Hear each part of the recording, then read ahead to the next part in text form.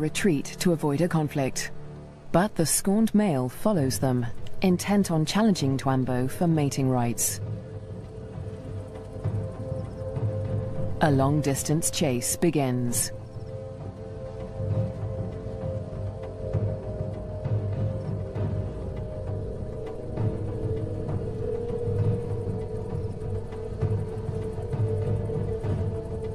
In the blistering midday heat, Twambo and Nasanta try to outrun their pursuer. But the male hyena won't give up. After a marathon chase, Twambo and Nasanta mate at last. But in seconds, the competing male catches up. He's still desperate to mate, but he will have to get past Twambo first. Mating is no simple task for spotted hyenas. Because of Nasanta's male-like genitalia, it takes much maneuvering for Twambo to cover her successfully. Without her consent, no male can force her to mate. But that doesn't stop the scorned male from trying. He attempts to mount Nasanta from behind Twambo.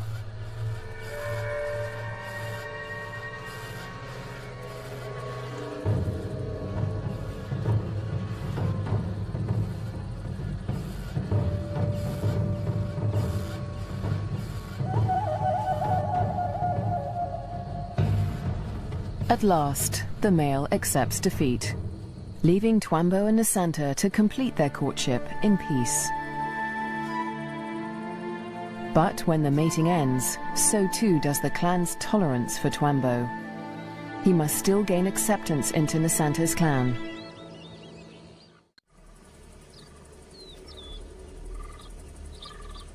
The next day, Twambo approaches Nasanta's den to attempt to gain acceptance.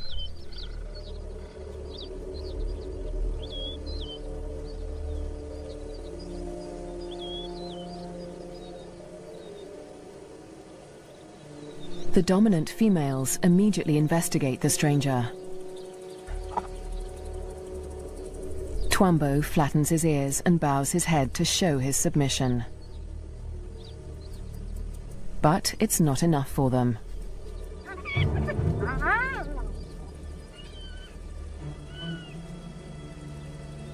He's still a member of a rival clan, and they will attack him if he does not show complete submission.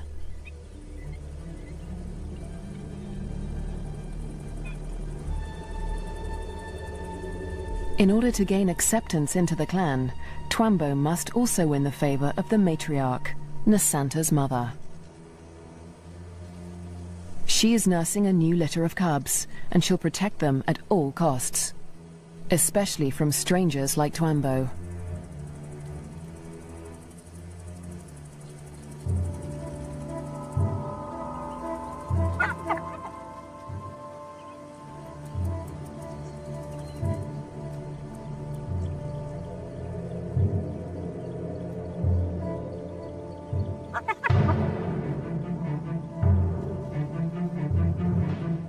Twambo keeps his head low, showing absolute deference.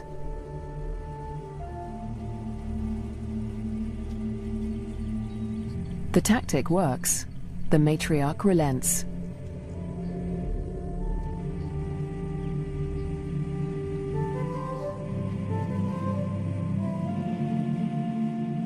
Finally, she allows him to greet her by sniffing beneath her hind leg.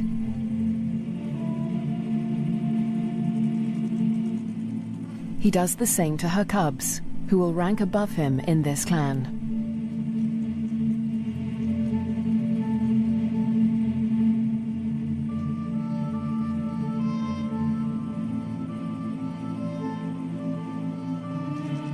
At last, he is allowed to lie down only meters from the matriarch. It seems that Twambo has been accepted into Nasanta's clan. Fire. Flames tear through the dry grassland at terrifying speed, heading straight for Twambo and Nasanta's dens.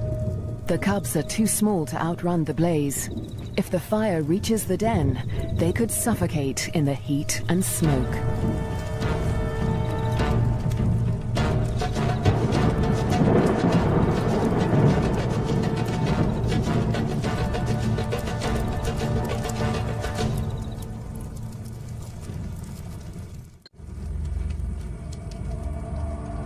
A new dawn brings the dying flames of the inferno.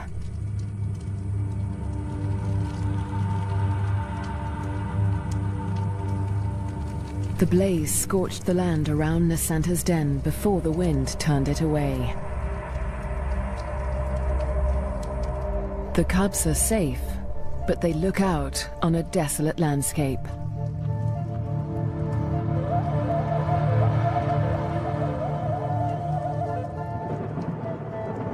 As the last embers burn to dust, the promised rain arrives at last.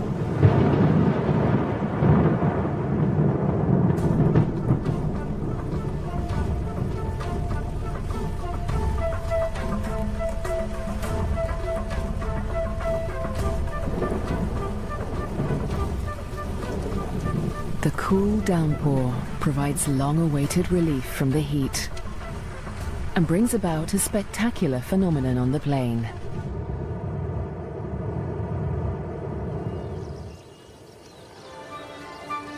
A few days after the fire, a carpet of pink lilies sprouts across the plains. Triggered by chemicals in the smoke from the fire, the beautiful bloom lasts only a few weeks.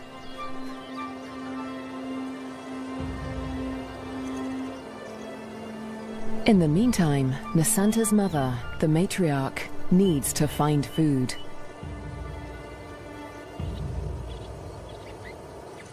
The matriarch heads north, where the first herds of the migration begin to gather, leaving young Nasanta untended at the den.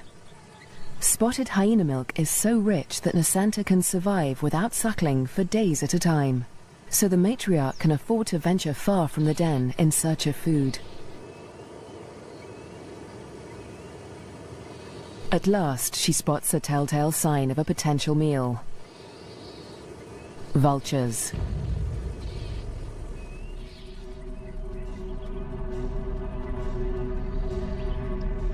A drama plays out. Two hyena cubs, born in rival territories, struggle to survive as their clans wage war.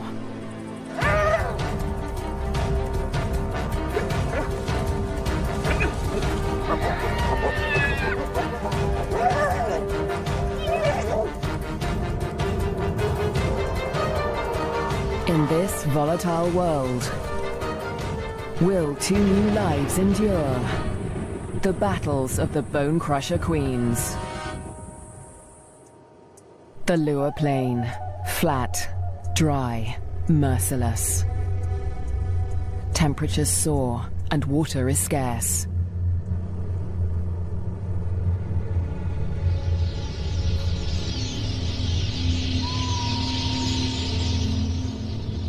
When the rains come, a wildebeest migration will flood into Lua Plain, but for now, only a few hardy adults stir the dust.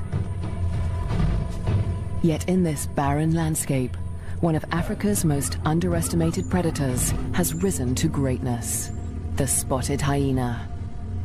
Spotted hyenas are extraordinary survivors.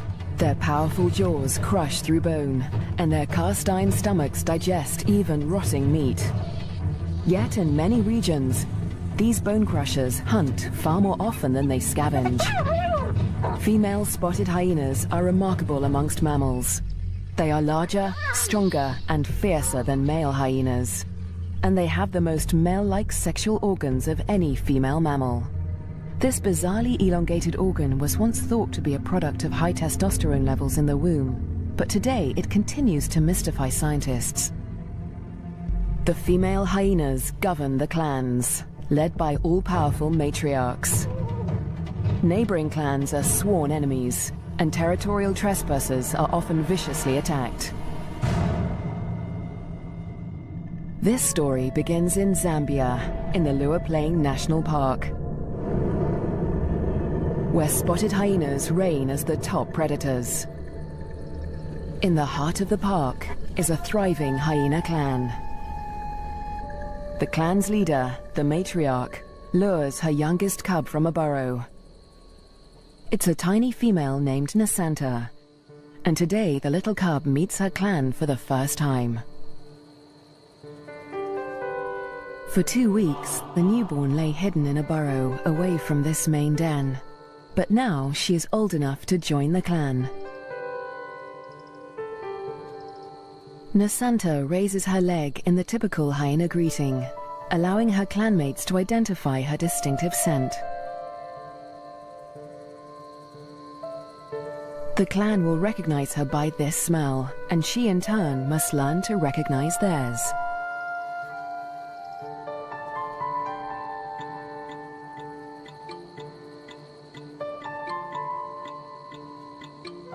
It's an important learning curve, since each hyena has its own rank, and Nasanta needs to know who's who as she finds her place in the clan.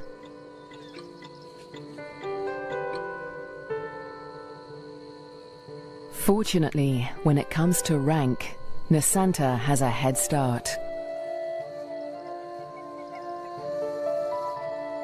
She and her twin sister get more than just milk from their mother. As cubs, they also inherit her superior status. As the matriarch, their mother ranks highest in the clan and enjoys the support and protection of all of the clan's dominant females. Nobody dares to confront her or her cubs. But not all hyenas live such charmed lives. 4 kilometers to the southwest is another clan, Nasanta's clan's greatest rival. This clan abounds with cubs. Most are the offspring of the high-ranking females, but one among them is different. His name is Twambo, and he is the son of a low-ranking female. Like Nasanta, Twambo inherits his mother's rank, but this time, it's not a blessing. Low-ranking hyenas are often bullied by the clan, and with his mother's rank, Twambo will be a target. His mother will care for him, but she won't dare to defend him from the more dominant females, or their cubs. Behind her lies Twambo's father. He's the alpha male, the top-ranking male in the clan. But all spotted hyena males are subordinate to the females. He ranks even lower than Twambo's mother. Twambo will get little support from his low-ranking parents. He'll have to face his clanmates alone.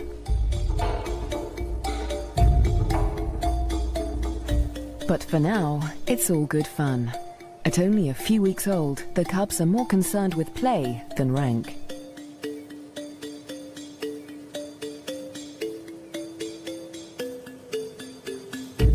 For Twambo, the worst is yet to come.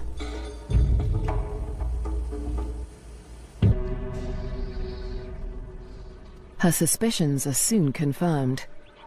A wildebeest bull lies injured in the grass. The matriarch is the first hyena on the scene, but she is not the only predator. This bull is the victim of the last lioness in Lua Plain. The matriarch tries to move in on the bull, but she's unnerved by the lioness. A conflict with a big cat could be fatal. The hyena keeps her distance as the bull quietly dies, not willing to provoke a conflict while the lioness remains nearby.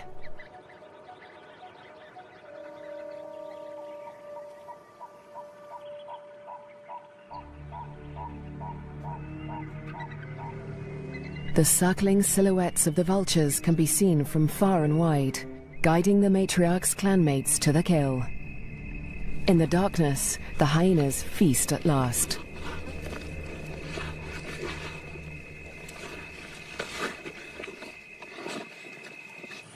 At daybreak, Nasanta's mother and her clanmates return to their den.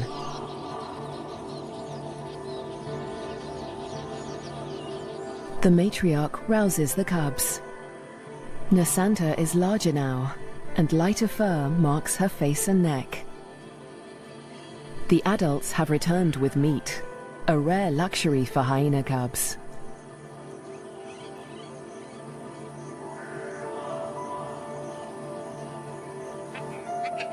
It's the highest-ranking cubs that commandeer the scrap.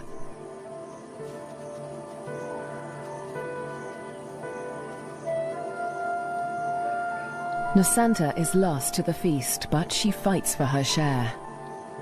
The other top-ranking cubs are stiff competition, and they won't let lower-ranking cubs anywhere near this scrap. As an adult, Nasanta will have to contend with highly competitive clanmates at kills. She must learn to eat fast or lose out, since a clan can reduce a carcass to scraps in less than 20 minutes. She will still suckle her mother's rich milk for about a year, but this new taste for meat is the beginning of Nasanta's transformation into a deadly and efficient predator. The Lua Plain is undergoing an extraordinary metamorphosis. In the coming days, the rains fall in an almost continuous deluge, the beginning of an annual flood that will cover much of the plains in water. Dusty depressions become waterlogged. Twambo and Nasanta's home on the Lua Plain has a catastrophic history. For more than 100 years, the Lozi people have lived in the Lua Plain National Park amongst the wildlife, conserving and protecting it by order of the Lozi King. But a decade ago, around the turn of the 21st century, everything changed. A scourge of poachers invaded Lua Plain. Weapons streamed in from war-torn Angola, and a massacre was unleashed. Lions were targeted for their valuable skins, the herds for their meat.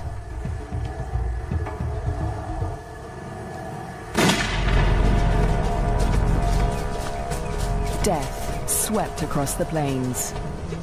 Thousands were slaughtered. Lua's wildlife populations were devastated. By 2003, the hyena's gravest enemies, lions, were all but obliterated. Only one known lioness survived, probably the last of her species in the region. But the poachers spared the spotted hyena. With its blotchy coat, it made a poor trophy, and its meat was worthless as food. With the threat of lions eliminated, the spotted hyena came to dominate the Lua Plain. But life in Lua today still has its challenges. The last weeks of the dry season are excruciatingly hot. The landscape distorts behind a haze of heat. But today, Twambo's mother senses a change.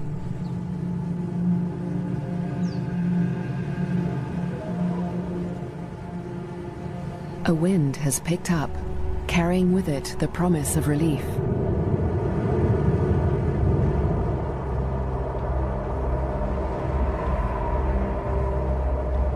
A storm approaches.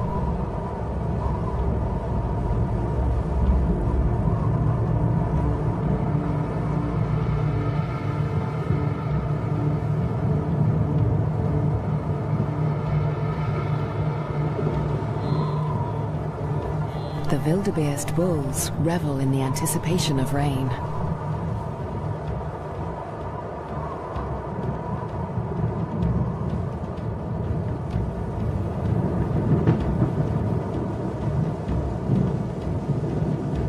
But this storm harbors a deadly threat.